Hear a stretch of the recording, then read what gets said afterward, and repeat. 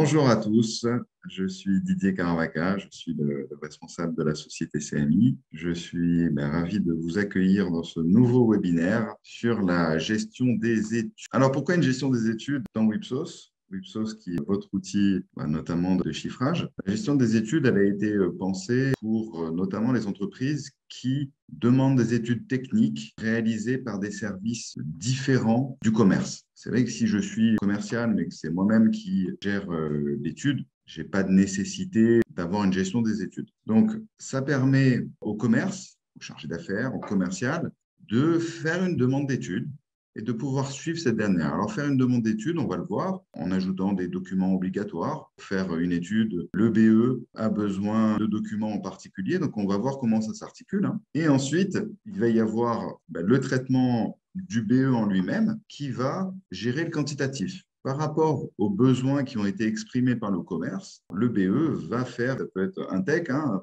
responsable technique, qui va pouvoir gérer le quantitatif. Ça nous permettra d'avoir dans Wipsos directement un suivi en temps réel de toutes les demandes qui ont été faites par le commerce et données au BE et de transformer ce quantitatif automatiquement en devis pour pouvoir ensuite chiffrer et travailler sur le chiffrage pour le commerce. Bien sûr, on a toujours un besoin de statistiques, c'est de savoir combien d'études ont été données, combien d'études ont été transmises à un tel, faites par un tel, combien ont abouti, combien ont été refusées. L'idée, encore une fois, c'est d'avoir un vrai outil de gestion au même endroit que le chiffrage, que les articles, que les chantiers, etc.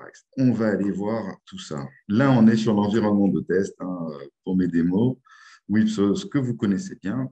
La gestion des études est un module qui s'active et lorsqu'il s'active, vous allez voir apparaître dans le menu commerce un sous-menu qui s'appelle études. C'est totalement lié au commerce. Alors, un petit tour par les paramétrages aussi. Voilà, on va avoir un paramétrage des études et à l'intérieur de ce paramétrage, on va pouvoir créer des catégories d'utilisateurs, le commerce, le technique, un groupe 1, un groupe 2, et je vais pouvoir affecter des utilisateurs qui vont voir ou pas les demandes. Si je me plonge un petit peu plus dans vos métiers, je vais prendre les métiers des courants faibles, voilà, je vais peut-être un BE spécialisé télécom, un BE spécialisé électricité ou vidéo, et donc une demande qui est adressée pour la téléphonie ne doit pas être consultée par la vidéo. C'est pas les mêmes métiers. Donc on peut déjà à ce niveau-là avoir des catégories de BE, on va dire. On a des notions de priorité. Il y a des choses qui arrivent et qui sont très urgentes. Il y en a d'autres qui le sont moins. Donc, vous allez pouvoir paramétrer des niveaux de priorité qui vont donner des délais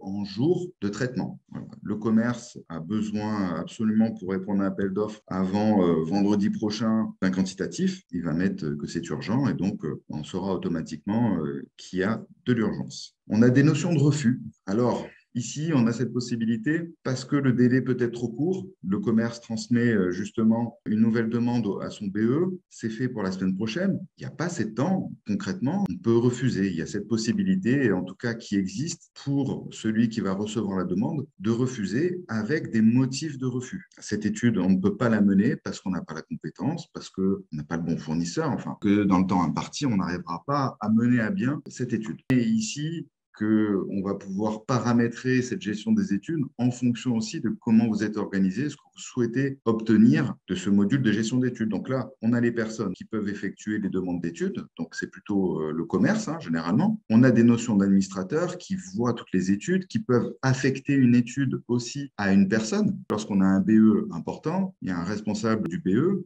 qui lui va dispatcher les études. On peut avoir même une notion d'assistant qui fait des demandes au BE parce que c'est l'assistant grands comptes nationaux ou grands comptes internationaux. Et toujours une notion de couleur pour les demandes en cours d'élaboration, non lues, etc., etc. Notion assez importante qui est un vrai plus dans une demande d'études, c'est que l'on va pouvoir rendre obligatoire des pièces à fournir. Donc le commercial, avant de pouvoir faire une demande, il va falloir qu'il fournisse des pièces. Il faut peut-être des plans, il faut peut-être des photos, etc., etc. Donc tout ça, c'est paramétrable. Voilà pour les paramétrages. Alors, voilà, le module des études s'active.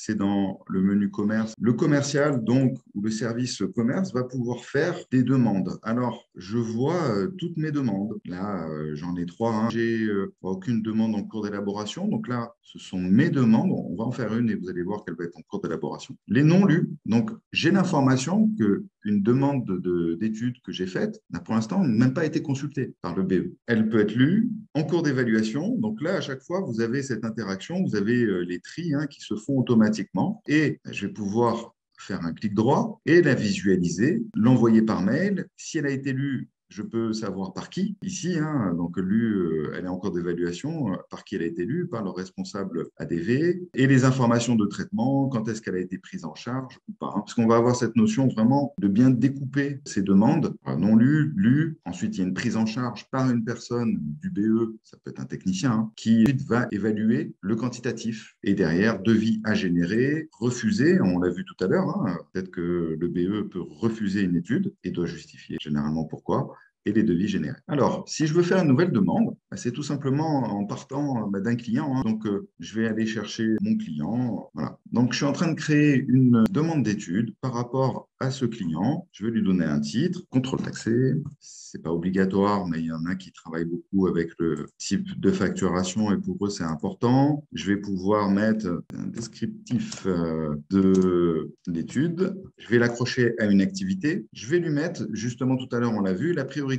Donc là, je vais dire que c'est urgent, c'est important. J'ai une consultation qui est tombée aujourd'hui. Il faut que dans une semaine, je puisse chiffrer. Donc, c'est urgent. La catégorie va me permettre aussi de l'associer. Alors là, j'ai mis commerce et technique. Et voilà, je vais pouvoir aussi associer des documents. Donc, notamment, là, a priori, je dois fournir des plans et des photos. Directement, j'ouvre ici, photo, et je vais prendre cette superbe photo et le plan. Alors, on peut le faire en plusieurs fois, voilà, hein, c'est pas en une seule fois forcément, mais là, pour l'instant, j'ai quelques éléments, je les ai mis et j'enregistre. Il faut que j'actualise ici. J'ai 4 demandes maintenant, j'en ai une qui est en cours d'élaboration, c'est-à-dire que celle-ci, pour l'instant, personne ne la voit à part un administrateur. Et lorsque je retourne dessus, pour l'instant, tant que je ne l'ai pas enregistrée et soumise, voilà, enregistrer et soumettre, hein, la demande, alors elle reste en cours d'élaboration. Aller un peu plus vite et enregistrer, soumettre. Automatiquement, j'ai ce mail qui est envoyé à la personne qui a été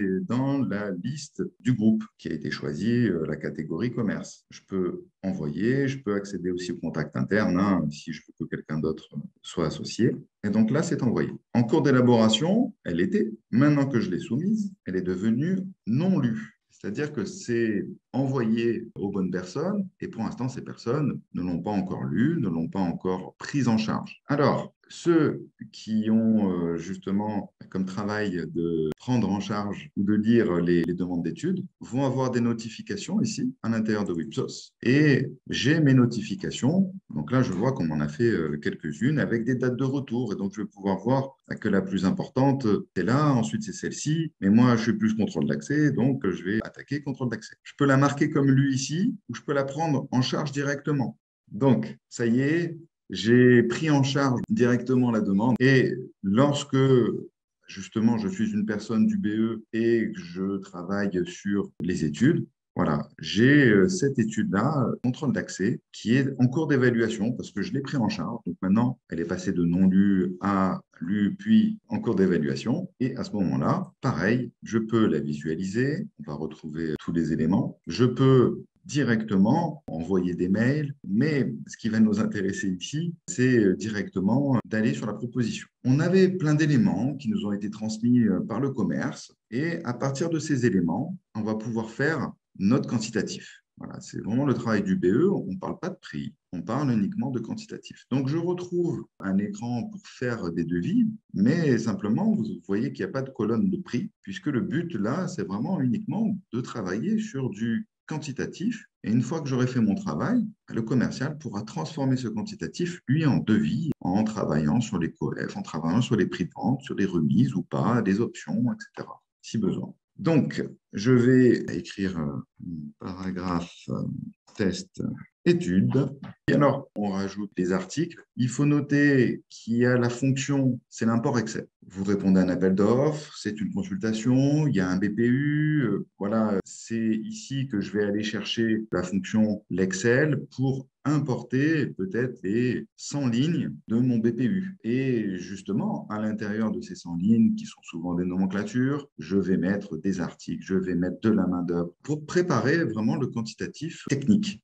Et derrière, le prix sera ajouté par le commercial. Donc, je vais mettre des articles au hasard. Là-dessus, vous connaissez. Alors, si ces articles, je leur ai associé de la main-d'œuvre, automatiquement, ça va arriver, hein. Et donc, sur mon quantitatif, eh bien, moi, je peux venir modifier et dire, pour un post modèle 35IP, ça va être compliqué ici, c'est 3 heures. Voilà, j'enregistre, je peux revenir dessus. Donc, il est toujours en cours d'élaboration. Je travaille dessus. Au commerce, on va pouvoir voir que c'est en cours d'élaboration. Il y a une fonction qui est assez sympa aussi à ce niveau, c'est que quand je suis justement un technicien qui s'occupe d'ailleurs de demandes d'études, je vais pouvoir dire que cette demande d'étude, je vais travailler en fin d'après-midi dessus. Donc, je peux l'ajouter sur mon planning. Comme on a activé les études, on a un nouvel onglet qui s'appelle ici études. Et je vois, parce que je suis Sylvain dans ce jeu de démo, je vois les études que j'ai bien prises en charge.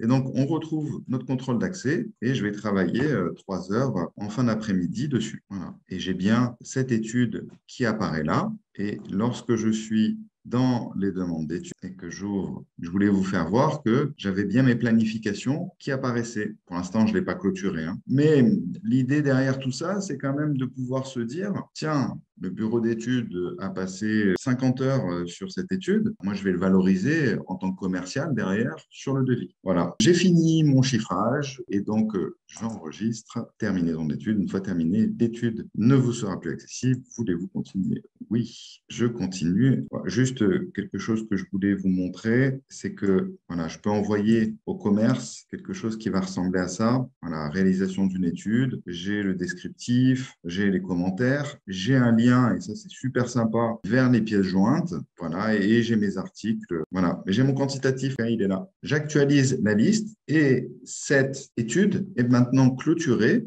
J'ai fait mon travail de BE. Donc, le commercial n'a plus qu'à, entre guillemets, transformer cette étude maintenant en devis. Il peut générer le devis. Là-dessus, vous reconnaissez les devis. Et j'ai tout mon quantitatif qui vient ici. Et j'ai des prix de vente qui sont mis automatiquement, mais je vais pouvoir modifier. Mais ça, c'est la gestion des devis. Je vous ai présenté l'essentiel des fonctionnalités. Il y a un niveau administrateur qui permet de voir toutes les études, d'avoir des statistiques. Vraiment, je veux voir toutes les demandes, je veux voir toutes celles dont les devis ont été générés. On a ici une répartition des demandes, celles qui sont clôturées, non lues en évaluation, répartition des demandes par utilisateur, des prises en charge par utilisateur. Voilà, donc c'est vraiment à partir de là que l'on peut piloter sa gestion des études et se dire, tiens, sur un an, on a fait 50 études. Sur les 50 études, il y en a qui ont été refusées ou pas, il y en a qui ont donné lieu à des devis ou pas, et ces devis, derrière, ont donné lieu